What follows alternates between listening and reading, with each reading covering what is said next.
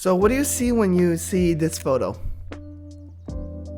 For most of you, it's probably gonna be a really awesome picture of some girl on a motorcycle that looks pretty badass. And at face value, that's exactly what it is. But to me, this photo means so much more because everything in that background is where I've grown up.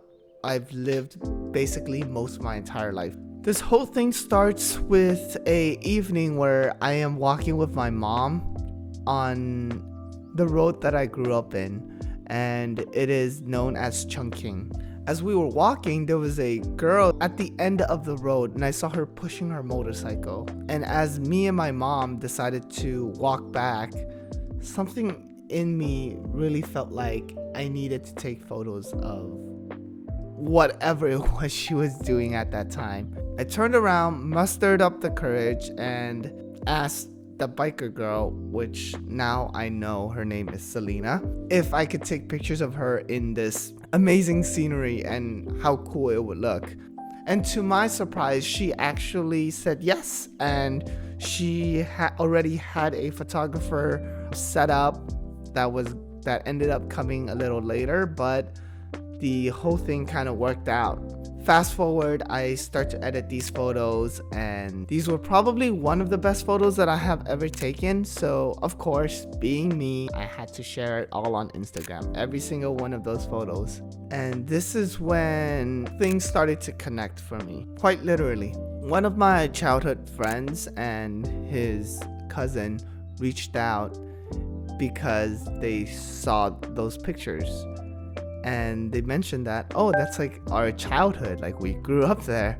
They were thinking about doing Friendsgiving this year because we haven't seen each other in over a decade, and we met up, and it was probably one of the most fun things that I've done in a really long time. To think that it has been over a decade since we've seen each other, I think it's pretty crazy that a photo that they saw on Instagram was the one thing that kind of gave them the push to reach out and for us to get together and have a great time. For me, that photo has so many memories and so many nights of us just hanging out, being kids with little care in the world. All we did was just play from day to night, right after we finished school until probably sometimes at midnight, just running up and down Chungking, just bothering all the neighbors. All the neighbors hated us, and at one point we were even called the Chinatown Gang. And to me, that's what that photo really means. And prior to this whole thing, I was feeling a little lost in terms of the channel, creativity, because it's pretty hard to balance, being a full-time student, a part-time intern at Kaiser, and then any free time I have, I use it for photography and YouTube. And it's been very difficult to kind of juggle, and sometimes it's really hard to find meaning and value to the things that I put out because it's creative work. Creative work can be very subjective as opposed to my pharmacy career, which is objective. It's like, yes, I am helping people, but creative work, there is a lot more interpretation to it.